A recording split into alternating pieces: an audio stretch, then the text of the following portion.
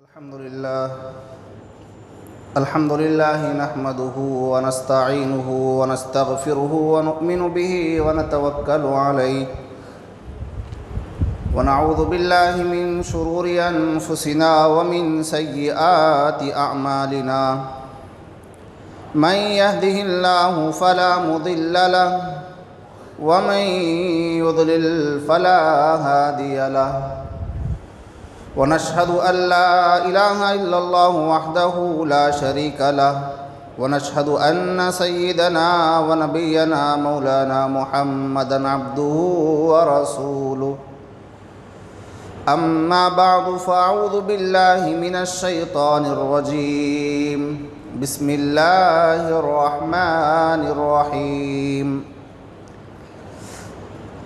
إذا جاء نصر الله والفتح ورأيت الناس يدخلون في دين الله أفواجا فسبح بحمد ربك واستغفره إنه كان توابا وقال تعالى لقد جاءكم رسول من أنفسكم عزيز عليه ما عنتم حريص عليكم بالمؤمنين رؤوف رحيم وقال النبي صلى الله عليه وسلم والله إني لا أخاف عليكم أن تشركوا بعدي ولكن أخاف عليكم أن تنافسوا فيها أو كما قال نبينا عليه الصلاة والسلام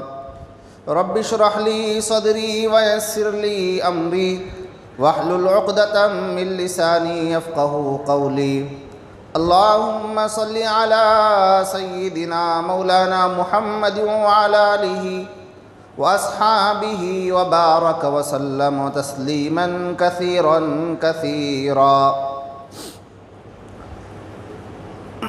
محترم و معزز سامعین، گزشتہ جمعہ کا جو عنوان جس کا کچھ حصہ اور باقی رہ گیا تھا وہ رسول اللہ صلی اللہ علیہ وسلم کے آخری ایام، آپ کی عمر مبارک کے آخری اوقات، جس کو مختصر طور پر آپ حضرات کے سامنے ذکر کیا گیا۔ خلاصتاً ان باتوں کو دوبارہ آپ کے سامنے مختصر طور پر ذکر کر کے اپنے بات کو آگے بڑھاؤں کہ رسول اللہ صلی اللہ علیہ وسلم پر سورۃ النصر اذا جاء نصر اللہ والفتح ورأیت الناس يدخلون فی دین اللہ افواجا نازل ہوئی، جس میں آپ کو یہ اشارہ دے دیا گیا کہ اے میرے نبی، دنیا میں آپ کا جو مشن تھا وہ پورا ہو گیا، آپ نے دنیا میں دین کی جو کھیتی لگائی ہے اس کھیتی کا کام پورا ہو گیا، اب اس کھیتی کو قیامت تک پھیلانا اور اس سے نکلنے والے پودوں سے دوسرے پودوں کو پیدا کرنا، یہ اب اللہ رب العزت کی ذمہ داری ہے، آپ اب واپس آ جائیں۔ اشارہ دیا گیا تھا رسول اللہ صلی اللہ علیہ وسلم کو، اور واپس آنے کے واسطے یہ حکم دیا گیا تھا کہ اب آپ اپنے رب کی خوب تسبیح بیان کریں اور اپنے رب کی خوب حمد بیان کریں۔ اس کے بعد رسول اللہ صلی اللہ علیہ وسلم کی عبادتوں میں بہت زیادہ اضافہ ہو گیا تھا۔ امی عائشہ فرماتی ہیں کہ اتنی زیادہ رسول اللہ صلی اللہ علیہ وسلم عبادت کرتے تھے کہ آپ کے پاؤں مبارک پر ورم آ جاتا تھا۔ ہر سال آپ صلی اللہ علیہ وسلم ایک رمضان میں 10 دن کا اعتکاف فرمایا کرتے تھے، لیکن اس سال رسول اللہ صلی اللہ علیہ وسلم نے 20 دن کا اعتکاف فرمایا۔ ہر سال آپ صلی اللہ علیہ وسلم جبرائیل امین کو قرآن کا دور سنایا کرتے تھے، ایک مرتبہ سنایا کرتے تھے، لیکن اس سال آپ صلی اللہ علیہ وسلم نے 2 مرتبہ دور سنایا۔ اس کے بعد کی جو تفصیلی واقعات ہیں ان کو مختصراً آپ کے سامنے ذکر کیا گیا۔ کہ رسول اللہ صلی اللہ علیہ وسلم کی طبیعت ناساز ہوئی اور آپ حضرت میمونہ رضی اللہ تعالی عنہ کے گھر سے نکل کر حضرت عائشہ رضی اللہ تعالی عنہ کے گھر کو آئے، اور آنے کے بعد میں طبیعت بہت زیادہ ناساز ہوئی۔ جمعرات کی مغرب رسول اللہ صلی اللہ علیہ وسلم نے صحابہ کو پڑھائی، اس کے بعد میں آپ پھر طبیعت اور بھی زیادہ ناساز ہوئی۔ سب سے پہلی جو طبیعت ناساز ہونے کی وجہ بنی وہ سر کا درد تھا۔ اس کے بعد میں سر کا درد اتنا بڑا کہ بخار کی اس نے صورت اختیار کر لی، اور اس میں رسول اللہ صلی اللہ علیہ وسلم کو اتنی تکلیف ہوتی تھی۔ امی عائشہ رضی اللہ تعالی عنہ سے رسول اللہ صلی اللہ علیہ وسلم نے فرمایا، عائشہ مجھے خیبر میں جو زہر دیا گیا تھا اس کا اثر میں محسوس کرتا ہوں۔ رسول اللہ صلی اللہ علیہ وسلم ایک مرتبہ سفر سے واپس آ رہے تھے، ایک یہودیہ نے آپ صلی اللہ علیہ وسلم کو زہر دیا تھا، اور اس زہر کا اثر کچھ رسول اللہ صلی اللہ علیہ وسلم کو ہو گیا تھا۔ ایک اور صحابی آپ کے ساتھ موجود تھے، انہوں نے اس زہر کو کھا لیا، اس گوشت میں اس عورت نے زہر ملا کر دیا تھا، اس صحابی نے کھا لیا، لیکن جس ٹکڑے کو رسول اللہ صلی اللہ علیہ وسلم نے کھانے کے واسطے اٹھایا اور اپنے منہ کے قریب لے گئے، شاید اس کو چکھا بھی، اس لقمے نے آواز دے کر کہا، اے اللہ کے نبی مجھے نہ کھائیے اس لیے کہ میرے اندر زہر ملایا گیا ہے۔ آپ صلی اللہ علیہ وسلم نے اس ٹکڑے کو واپس رکھ دیا، لیکن جو صحابی تھے انہوں نے اس زہر کو اور اس گوشت کو کھا لیا، زہر آلود وہ گوشت اس کو کھا لیا۔ تھوڑی دیر کے بعد ان کا انتقال ہو گیا، وہ شہید ہو گئے۔ لیکن اس کا اثر یہ تھا کہ رسول اللہ صلی اللہ علیہ وسلم فرماتے ہیں، امی عائشہ سے کہا کہ عائشہ اس زہر کا اثر مجھے آج بھی محسوس ہوتا ہے، اور ایسا محسوس ہوتا ہے کہ اس زہر کی وجہ سے میری شہرک جو ہوتی ہے وہ شہرک کہیں پھٹ نہ جائے، اتنی تکلیف مجھے ہوتی ہے۔ اس تکلیف کا اثر رسول اللہ صلی اللہ علیہ وسلم پر رہا، پوری زندگی رہا، اور آخری وقت میں تو اس کی تکلیف اور بھی زیادہ بڑھ گئی۔ الغرض رسول اللہ صلی اللہ علیہ وسلم نماز پڑھنے کے واسطے نہیں آ سکتے تھے۔ پہلی مرتبہ جو عشاء کی نماز حضرت میمونہ کے گھر سے نکل کر حضرت عائشہ کے گھر کو آئے، مغرب کی نماز کے بعد میں رسول اللہ صلی اللہ علیہ وسلم کا صحابہ انتظار کر رہے تھے۔ رسول اللہ صلی اللہ علیہ وسلم کی بیماری اتنی بڑھ گئی تھی، بخار اتنا بڑھ گیا تھا کہ آپ بے ہوش ہو جاتے تھے۔ حضرت عائشہ کے گھر کو لے جایا گیا رسول اللہ صلی اللہ علیہ وسلم کو لٹانے کے واسطے۔ آپ کا جسم اطہر بخار اور بیماری کی تکلیف اور شدت سے اتنا کمزور پڑ گیا تھا، رسول اللہ صلی اللہ علیہ وسلم دھڑام سے فرش پر گر گئے، اٹھنے کی پھر حالت نہیں تھی۔ عشاء کی نماز کا وقت آیا، باہر صحابہ انتظار کر رہے ہیں، رسول اللہ صلی اللہ علیہ وسلم ہوش میں آئے، پوچھا کہ عشاء کی نماز ہو گئی کیا؟ عشاء کی نماز ہو گئی کیا؟ صحابہ نے فرمایا، حضرت عائشہ نے فرمایا، نہیں اے اللہ کے نبی ابھی نماز نہیں ہوئی، ینتظرون بک، اے نبی، اے اللہ کے نبی صحابہ آپ کا انتظار کر رہے ہیں، آپ آئیں گے تو نماز پڑھائیں گے۔ پھر رسول اللہ صلی اللہ علیہ وسلم نے پوچھا، پھر غشی طاری ہو گئی، کسی صحابی کو نبی کے بغیر نماز پڑھنے کی ہمت نہیں۔ ہر صحابی یہ چاہتا ہے کہ نبی کا آئیں، نبی کا چہرے کا دیدار کرے، پھر نماز پڑھیں، انتظار میں ہیں۔ تھوڑی دیر کے بعد میں پھر ہوش آیا، پھر پوچھا نماز ہو گئی کیا؟ کہا کہ نہیں اللہ کے نبی نماز نہیں ہوئی، ینتظرون بک، آپ کا انتظار کر رہے ہیں۔ پھر تھوڑی دیر کے بعد میں پھر بے ہوشی ہو گئی، پھر تیسری مرتبہ اٹھ کر فرمایا، رات کا ایک پہر گزر گیا، 10 بج گئے، 11 بج گئے، صحابہ تنہا نبی کے بغیر نماز پڑھنے کے واسطے تیار نہیں، کیسے پڑھیں؟ جس مصلی پر ہمیشہ نبی کو کھڑے ہوئے دیکھا، آج وہ مصلی نبی کے بغیر تھا، آج وہ مصلی نبی کے بغیر خالی تھا، صحابہ آگے بڑھنے کے واسطے تیار نہیں۔ جب تیسری مرتبہ رسول اللہ صلی اللہ علیہ وسلم ہوش میں آئے، فرمایا، مرو ابا بکر فلیصلی بالناس، جاؤ ابو بکر کو کہے کہ لوگوں کو نماز پڑھائے، لوگوں کو نماز پڑھائے۔ رسول اللہ صلی اللہ علیہ وسلم نے حکم دیا، واقعہ اس سے پہلے آ گیا، رسول اللہ صلی اللہ علیہ وسلم نے جب حکم دیا ابو بکر کو آگے بڑھایا گیا، حضرت ابو بکر نے نماز پڑھائی، عشاء کی نماز پڑھائی، فجر کی نماز پڑھائی، جمعہ کی نماز پڑھائی، عصر کی نماز پڑھائی، مغرب کی نماز پڑھائی، عشاء کی نماز پڑھائی، ہفتے کے دن فجر کی نماز پڑھائی۔ پھر ظہر کی نماز کا وقت آیا، رسول اللہ صلی اللہ علیہ وسلم دیکھ رہے ہیں، صحابہ مشتاق کھڑے ہوئے ہیں اپنے نبی کے چہرے کو دیکھنے کے واسطے کہ جس چہرے کو دیکھ کر ان کی صبح ہوتی ہوتی تھی، جس چہرے کو دیکھ کر ان کی شام ہوتی تھی، جس چہرے کو دیکھ کر وہ اپنے ہر غم کو بھول جایا کرتے تھے، جس چہرے کو دیکھ کر وہ اپنی تمام تکلیفوں کو بھول جایا کرتے تھے۔ صحابہ مشتاق کھڑے ہوئے ہیں، صحابہ انتظار میں کھڑے ہوئے ہیں ہمارا نبی کے گھر کا دروازہ کھلے، ایک مرتبہ ہمیں ہمارے نبی کا چہرہ نظر آ جائے۔ کچھ افاقہ ہوا، رسول اللہ صلی اللہ علیہ وسلم نے فرمایا صحابہ سے کہ جاؤ جا کر 7 الگ الگ کنوؤں کا پانی لے کر آؤ،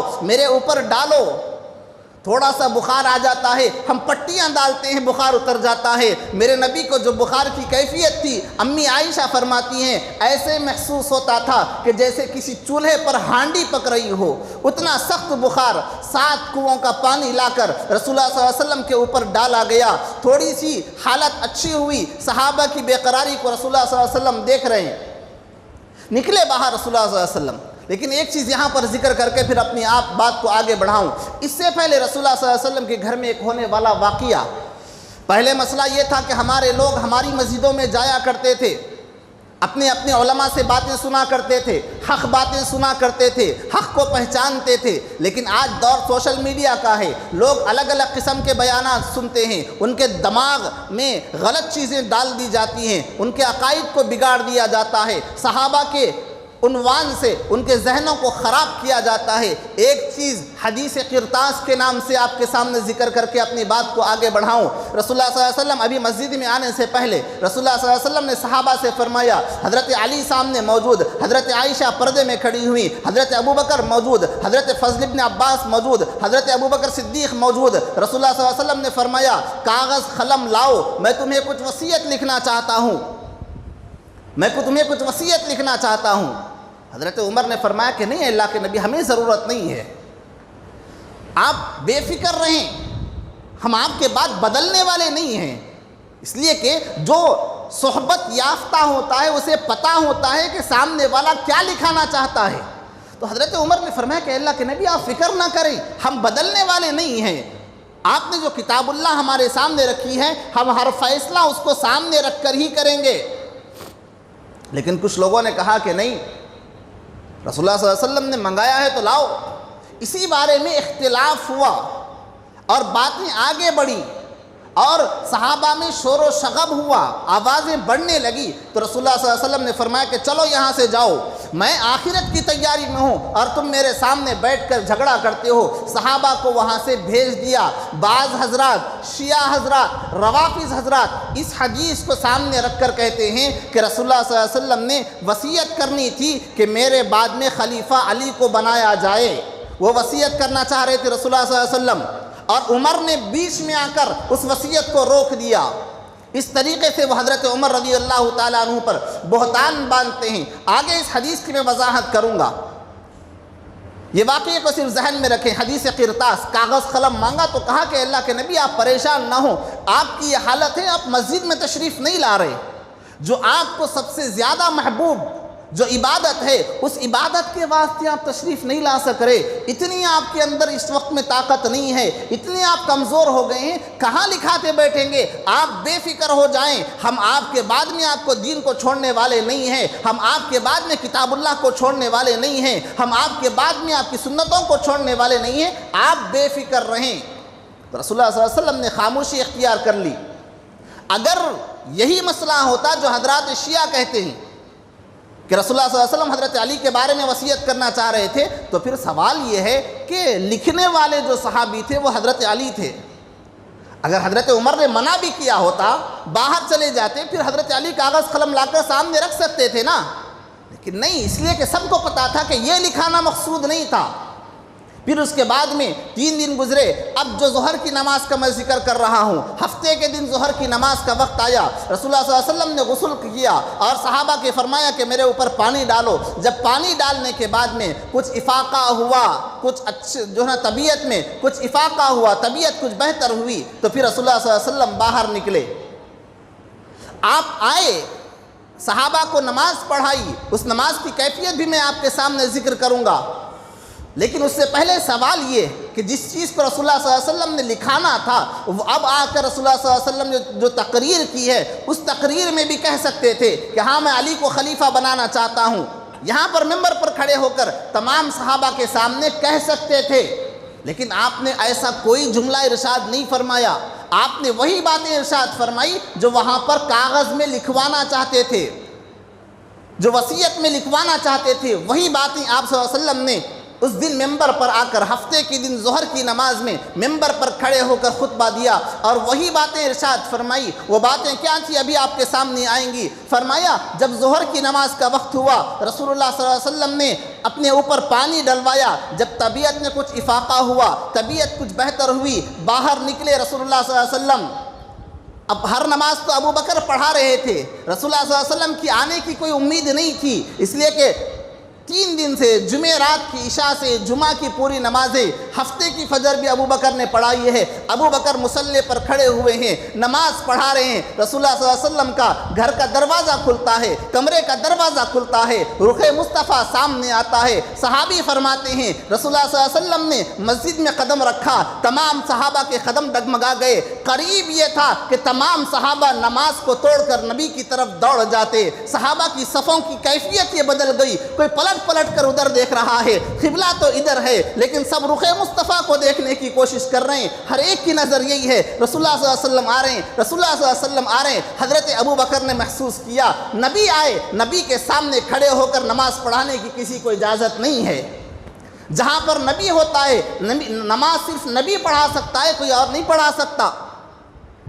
حضرت ابن سیرین رحمۃ اللہ علیہ کے سامنے کسی نے خواب بیان کیا اور کہا کہ میں نے خواب میں رسول اللہ صلی اللہ علیہ وسلم کو دیکھا ہے، اور اپنے ایک شیخ کا، کسی ایک علامہ کا، کسی بڑے عالم کا، مجھے نام یاد نہیں آ رہا، میں نے ان کو دیکھا کہ وہ نماز پڑھا رہے ہیں اور ان کے پیچھے کھڑے ہو کر رسول اللہ صلی اللہ علیہ وسلم نماز پڑھ رہے ہیں، میں نے خواب دیکھا۔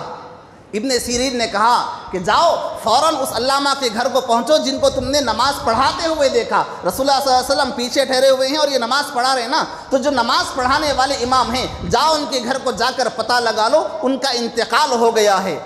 لوگوں نے پوچھا کہ حضرت یہ کیسی تعبیر؟ کہا کہ جہاں پر نبی ہو، نبی کے آگے کوئی اور کھڑا نہیں ہو سکتا۔ ہاں جنازہ ہے، جس کی نماز جنازہ پڑھانے کے واسطے رسول اللہ صلی اللہ علیہ وسلم نے نماز پڑھائی ہوگی وہ سامنے ہو سکتا ہے، اس کے علاوہ نبی کے ہوتے ہوئے کوئی اور سامنے نہیں ہو سکتا۔ ابو بکر کھڑے ہوئے ہیں، محسوس کیا ایک تو خوشی کا عالم، اتنے دن کے بعد ہمارا نبی ہماری مسجد میں آ گیا، اتنے دن کے بعد آج رخ مصطفیٰ کو دیکھنے کی توفیق ملی، اتنے دن کے بعد آج سرکار ہمیں نماز پڑھائیں گے۔ ابو بکر پیچھے ہٹنے لگے کہ نبی جہاں پر آپ آ جائیں کسی اور کو امامت کا حق نہیں ہوتا، آپ امام الانبیاء ہیں، آپ امام الاصدیقاء ہیں، آپ امام الشہداء ہیں، اے نبی آپ کے ہوتے ہوئے کوئی اور نماز نہیں پڑھا سکتا۔ پیچھے ہٹ رہے ہیں، رسول اللہ صلی اللہ علیہ وسلم نے اشارے سے کہا کہ ابو بکر ٹھہرو، کھڑے رہو، پیچھے ہٹنے کی ضرورت نہیں، آج تم نماز پڑھاؤ میں پیچھے کھڑا رہوں گا۔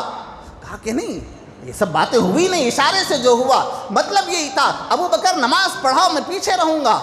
لیکن حضرت ابو بکر صدیق پیچھے ہٹتے چلے گئے، پیچھے ہٹتے چلے گئے، یہاں تک کہ مصلی سے پیچھے آ گئے۔ رسول اللہ صلی اللہ علیہ وسلم نے دیکھا کہ یہ میرا صدیق ہے، یہ حقیقتوں کو سمجھتا ہے کہ نبی کے ہوتے ہوئے کوئی آگے نہیں بڑھ سکتا۔ رسول اللہ صلی اللہ علیہ وسلم آئے، آ کر آپ نے مصلی کو سنبھالا، ہفتے کے دن ظہر کی نماز، لیکن کھڑے ہو کر پڑھانے کی حالت نہیں تھی، کھڑے ہو کر پڑھانے کی طاقت نہیں تھی۔ میرا نبی آیا، آ کر بیٹھ جاتا ہے اور بیٹھنے کے بعد میں زبان سے آواز بھی نہیں نکل رہی، کمزوری اتنی ہو گئی ہے کہ تکبیرات بھی زبان سے صحیح طریقے سے نہیں نکل رہے، آواز اونچی نہیں ہے۔ ادھر رسول اللہ صلی اللہ علیہ وسلم آہستہ سے اللہ اکبر کہتے تھے، ادھر حضرت ابو بکر مکبر بن کر جس طریقے سے مائک کے چلے جانے کے بعد پیچھے سے لوگ کھڑے ہو کر آواز دیتے ہیں، حضرت ابو بکر رسول اللہ صلی اللہ علیہ وسلم کی تکبیروں کو سن کر زور زور سے نماز کو دہراتے تھے۔ نماز کے بعد میں رسول اللہ صلی اللہ علیہ وسلم نے پوچھا ابو بکر تمہیں کیا ہوا؟ میں نے تو اشارہ کیا تھا کہ پیچھے نہ ہٹنا، نماز پڑھانا۔ تو کہا کہ اے اللہ کے نبی،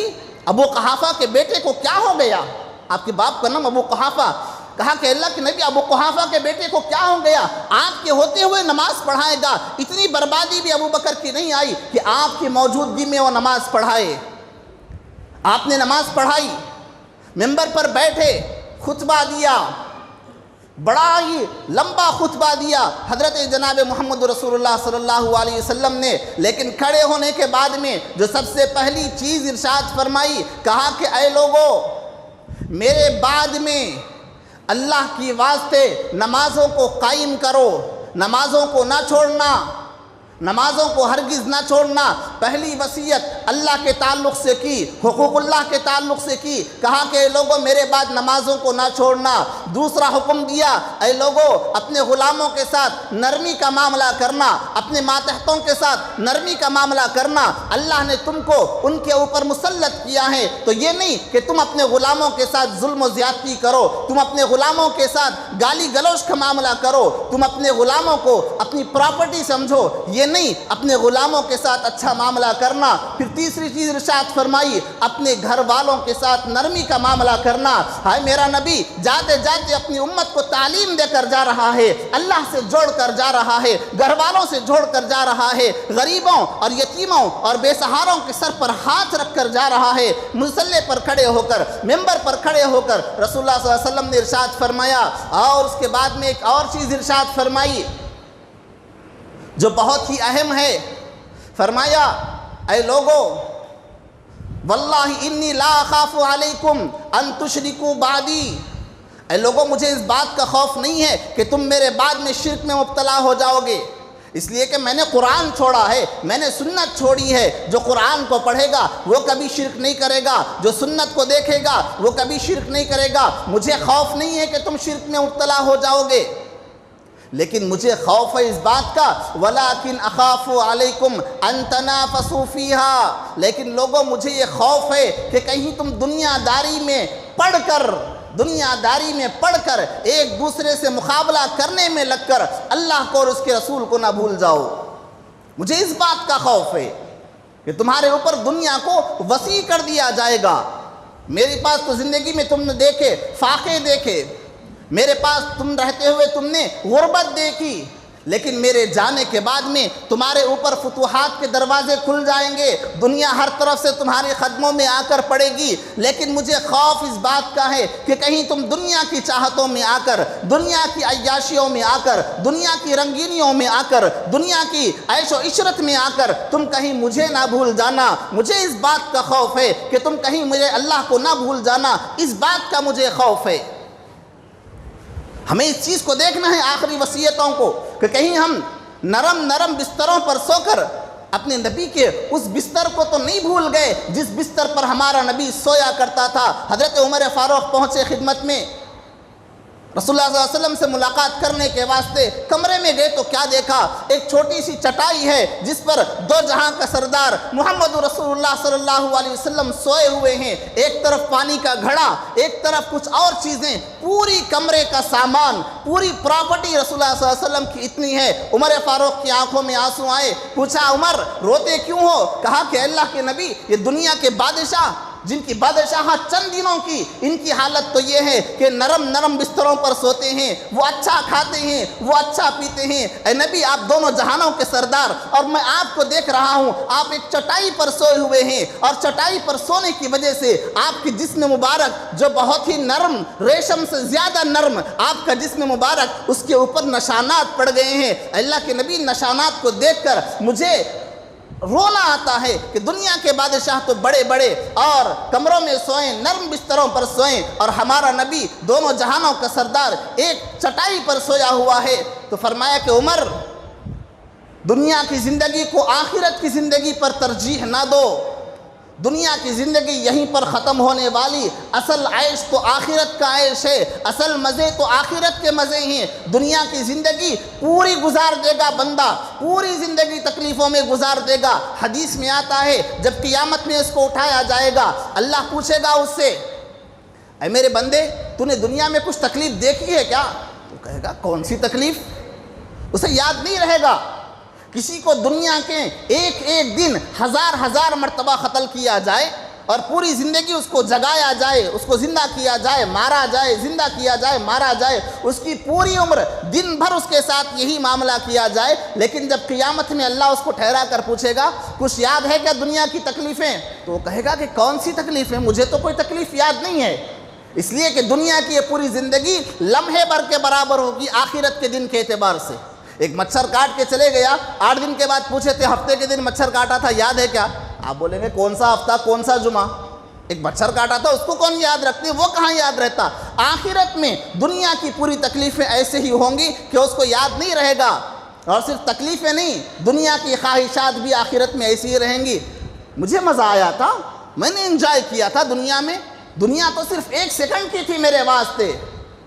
تو یہاں پر جس دنیا کے واسطے ہم اللہ اور اس کے رسول کو ناراض کر رہے ہیں، جس دنیا کے واسطے ہم شریعت کے احکامات کو توڑ رہے ہیں، جس دنیا کے واسطے ہم اس نبی کا خیال نہیں رکھ رہے کہ جس نبی کو ہمارے واسطے زہر کھلایا گیا، جس نبی کو ہمارے واسطے طائف کے بازاروں میں مارا گیا، جس نبی کو ہمارے واسطے لبیب جادوگر نے جادو کر دیا تھا، جس نبی کو ہمارے واسطے بازاروں میں تھوکا گیا، جس نبی کو ہمارے واسطے بازاروں میں مجنون اور دیوانہ کہہ کر پکارا گیا، جس نبی کے راستے میں کانٹے چبھائے گئے، جس نبی کے واسطے لوگوں نے ہر قسم کی چالیں چلی، جس نبی کے جسم پر پتھر ڈالنے کی لوگوں نے کوشش کی، جس نبی کو اتنا ستایا گیا کہ کبھی آپ کی بیوی کو جو بہتان لگایا گیا، کبھی آپ کا بیٹے کا انتقال ہوا تو لوگوں نے تانے دیے، آج اس نبی کی سنتوں کو ہم صرف دنیا کے مزوں کے واسطے، دنیا کی عزتوں کی وجہ سے، دنیا میں نام کمانے کی وجہ سے، لوگوں کی زبان سے اپنی تعریف سننے کے واسطے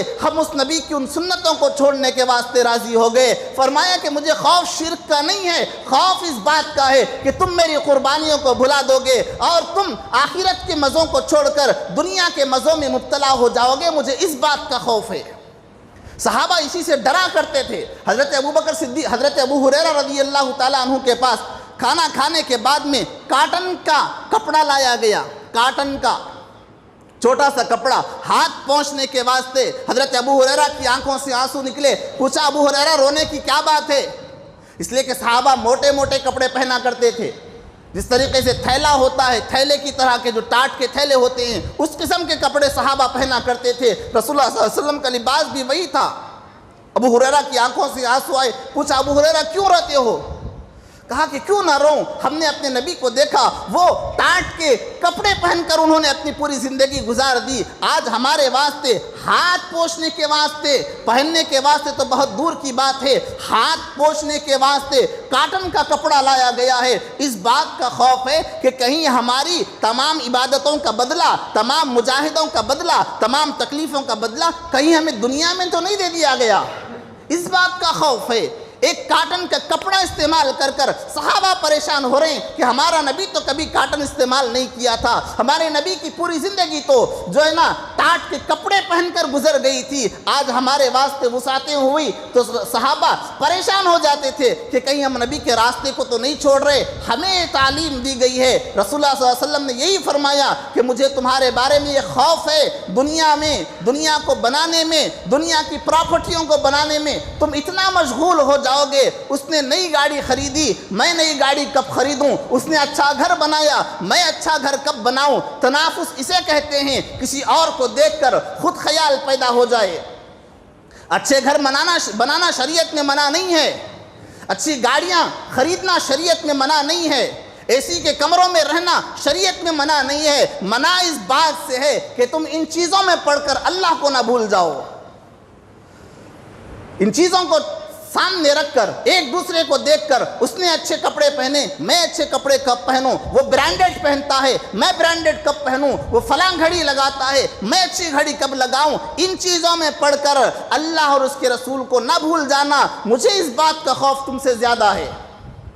اس کے بعد میں رسول اللہ صلی اللہ علیہ وسلم نے فرمایا وقت ختم ہو رہا ہے، 2-3 منٹ یا 5 منٹ میں اپنی بات کو ختم کروں، اس لیے کہ اگر آج چھوڑا تو پھر آئندہ جمعہ پھر اسی واقعے کو تفصیل سے مجھے لے جانا پڑے گا۔ آج اس عنوان کو ختم کرنا ہے۔ 1-2-3 باتیں جو اہم رسول اللہ صلی اللہ علیہ وسلم نے فرمائی۔ ممبر پر کھڑے ہو کر صحابہ سامنے کھڑے ہوئے ہیں، وہ صحابہ جو نبی کے اشاروں پر جان دینے والے، وہ صحابہ جو نبی کے کہنے پر اپنا سب کچھ قربان کر دینے والے، جو صحابہ جن کے بارے میں یہ آتا ہے، صحابی سے پوچھا گیا حضرت زید سے کہ جب ان کو پھانسی دی جانے لگی، ہر طرف سے ان کے اوپر تیروں کو نشانہ بنا کر اس کے بعد میں پوچھا گیا کہ زید بتاؤ کہ اگر تمہاری جگہ تم کو چھوڑ دیا جائے، تمہارے نبی کو یہاں پر لا کر کھڑا کر دیا جائے، راضی ہو جاؤ گے؟ انہوں نے کہا خدا کی قسم تم مجھے تیروں سے چھنی کر دو، اور اگر یہ کہو کہ تیروں سے چھنی نہ کیا جائے گا، میرے نبی کو ایک کانٹا چبایا جائے گا، اس کو بھی میں برداشت نہیں کروں گا۔ نبی کے جسم میں ایک چبھنے والے ایک کانٹے کی خاطر زید اپنے اوپر تیروں کی برسات کرنے کے واسطے تیار ہے۔ یہ محبت والے صحابی، یہ محبت کرنے والے صحابہ سامنے بیٹھے ہوئے ہیں۔ رسول اللہ صلی اللہ علیہ وسلم نے پوچھا، اے لوگو، اگر تم میں سے میرے اوپر کسی کا حق ہے وہ آ کر لے لینا۔ حدیث کے الفاظ ہیں، فرمایا رسول اللہ صلی اللہ علیہ وسلم نے، اے لوگو، اگر میں نے تم میں سے کسی کو لکڑی سے مارا ہے، آئے میرے پاس آئے، مجھے اپنے لکڑی سے مار دے۔ اگر میں نے تم میں سے کسی کو گالی دی ہے، کسی کو برا بھلا کہا ہے، کسی کو غصہ کیا ہے، کسی کو ڈانٹا ہے، آج میں حاضر ہوں، تمام صحابہ کے سامنے حاضر ہوں، آئے آ کر اپنا بدلہ لے لے۔ ادھر اعلان ہوا، ادھر سے ایک صحابی اٹھے، کہا کہ ہاں اللہ کے نبی، ہاں مجھے آپ نے مارا تھا ایک مرتبہ، مجھے آپ نے لکڑی چبوئی تھی ایک مرتبہ۔ کہا کہ آؤ بدلہ لے لو۔ صحابہ پریشان، ایک تو نبی کی طبیعت خراب ہے، کھڑے ہونے آپ کو نہیں آ رہا ہے، آپ کی زبان سے الفاظ نہیں نکل رہے ہیں، اتنی کمزوری، اور یہ کون ہے جو نبی سے بدلہ لینے کے واسطے آ رہا ہے؟ وہ آگے بڑھتے ہیں، حضرت علی اشارہ کر کے کہتے ہیں، اے اللہ کے بندے بدلہ نہ لے، بدلہ نہ لے۔ وہ بدلہ لینے کے واسطے آگے بڑھے۔ حضرت علی نے ہاتھ جوڑ کر اشارہ کیا، اے میرے اللہ کے، اے میرے بھائی، اے میرے دوست، بدلہ نہ لینا۔ نبی نے تو اجازت دے دی بدلہ لینے کی، لیکن تو بدلہ نہ لینا۔ اس ایک مار کے بدلے میں، لکڑی کی اس ایک مار کے بدلے میں میری گردن حاضر ہے، بعد میں میری گردن اڑا دینا، نبی سے بدلہ نہ لینا۔ وہ صحابی سامنے آگے، رسول اللہ صلی اللہ علیہ وسلم نے فرمایا کہ آؤ بدلہ لے لو، لکڑی لاؤ، جس لکڑی سے تم کو مارا گیا تھا لکڑی لاؤ۔ لکڑی لائی گئی، لکڑی دی گئی، کہا کہ مارو۔ کہا کہ اللہ کے نبی ایسے نہیں، جس طریقے سے آپ نے مجھے مارا تھا، جس طریقے سے آپ نے مجھے لکڑی چبوئی تھی، مارا تھا تو یہ مت سمجھو کہ مارا تھا، صف جمانے کے واسطے ایک مرتبہ رسول اللہ صلی اللہ علیہ وسلم نے ان کو لکڑی سے پیچھے کیا تھا کہ پیچھے ہٹو، تم صف میں آگے ہو گئے ہو۔ تو کہا کہ اللہ کے نبی، جس وقت میں آپ نے مجھے مارا تھا، جنگ کا میدان تھا، اس وقت میں نے اپنے جسم پر کچھ نہیں پہنا ہوا تھا، آپ تو کرتا پہنے ہوئے ہیں، اور مار کرتے پر زیادہ نہیں لگتی، ننگے جسم پر زیادہ لگتی ہے۔ رسول اللہ صلی اللہ علیہ وسلم نے اپنا کرتا اٹھایا۔ ہے کوئی ایسا جو اپنے نبی کو ماننے کا دعویٰ کرے اور حقوق کو اس طریقے سے ادا کرے کہ ایک ایک حق ادا کرے؟ آج ہم سے اپنے بہنوں کے حق ادا نہیں ہو رہے، آج ہم سے اپنی اولاد کے حق ادا نہیں ہو رہے، آج ہم سے اپنے بھائیوں کے حق ادا نہیں ہو رہے، آج ہم سے اپنی پڑوسیوں کے حق ادا نہیں ہو رہے۔ ہمارا نبی تعلیم دیتا ہے، اپنی زندگی کے آخری ایام میں ممبر پر کھڑے ہو کر کرتا اٹھا کر آپ نے فرمایا، آ جاؤ بدلہ لے لو۔ صحابی آگے بڑھے، فرشتے پریشان ہیں، صحابہ پریشان ہیں، یہ کیسی کیفیت بن گئی؟ نبی تو بیمار اس حالت میں کھڑے ہوئے ہیں، آپ سے بات نہیں کی جا رہی، اور یہ بدلہ لینے کی بات کرتے ہیں۔ وہ آگے آئے اور آ کر انہوں نے پیچھے سے آ کر نبی کے جسم مبارک کو چھو لیا اور پکڑ لیا، بوسہ دینے لگے۔ کہا کہ اللہ کے نبی، مجھے بدلہ لینا کچھ نہیں تھا، میں تو آپ کے جسم سے اپنے جسم کو ملانا چاہ رہا تھا، ایسا محسوس ہوتا ہے یہ آخری گھڑی ہے، یہ وداعی کی گھڑی ہے، میں چاہتا تھا کہ آخری وقت میں آپ کے جسم کے ساتھ میرا جسم لگ جائے، بدلہ لینا نہیں چاہتا تھا۔ لہذا انہوں نے رسول اللہ صلی اللہ علیہ وسلم کو بوسہ دیا، اور اس کے بعد میں وہاں سے وہ صحابی چلے گئے۔ رسول اللہ صلی اللہ علیہ وسلم واپس آئے، رسول اللہ صلی اللہ علیہ وسلم واپس گھر میں آئے، حضرت فاطمہ رضی اللہ تعالیٰ عنہ کو بلایا، بلا کر آپ کے کان میں کچھ باتیں کہی۔ حضرت فاطمہ رونے لگی، جب بہت زیادہ رو لی تو اس کے بعد میں پھر بلایا، پھر کان میں ایک بات کہی، اس کے بعد میں وہ ہنسنے لگی، مسکرانے لگی۔ رسول اللہ صلی اللہ علیہ وسلم کی وفات کے بعد میں آج تو یہ کمپلیٹ نہیں ہو سکتا، انشاءاللہ آئندہ جمعہ پھر اسی عنوان پر کچھ اور باتیں آپ کے سامنے رکھوں گا۔ تو حضرت فاطمہ رضی اللہ تعالیٰ عنہ کو اپنے پاس بلایا، اور بلانے کے بعد میں کان میں کچھ باتیں کہیں، حضرت فاطمہ رونے لگی۔ پھر تھوڑی دیر کے بعد میں بلایا، فاطمہ روتی کیوں، ادھر آؤ، اور ایک راز کی بات بولتا ہوں۔ ایک اور راز کی بات رسول اللہ صلی اللہ علیہ وسلم نے کان میں فرمائی، حضرت فاطمہ مسکرانے لگی، خوش ہو گئیں۔ وہ کیا باتیں تھیں، ان تمام چیزوں کے تعلق سے انشاءاللہ آئندہ جمعہ آپ حضرات کے سامنے ذکر کیا جائے گا۔ اللہ رب العزت ہم سب کو رسول اللہ صلی اللہ علیہ وسلم کی تعلیمات پر عمل کرنے کی توفیق عطا فرمائے، آمین۔ وآخر دعوانا الحمدللہ رب العالمین۔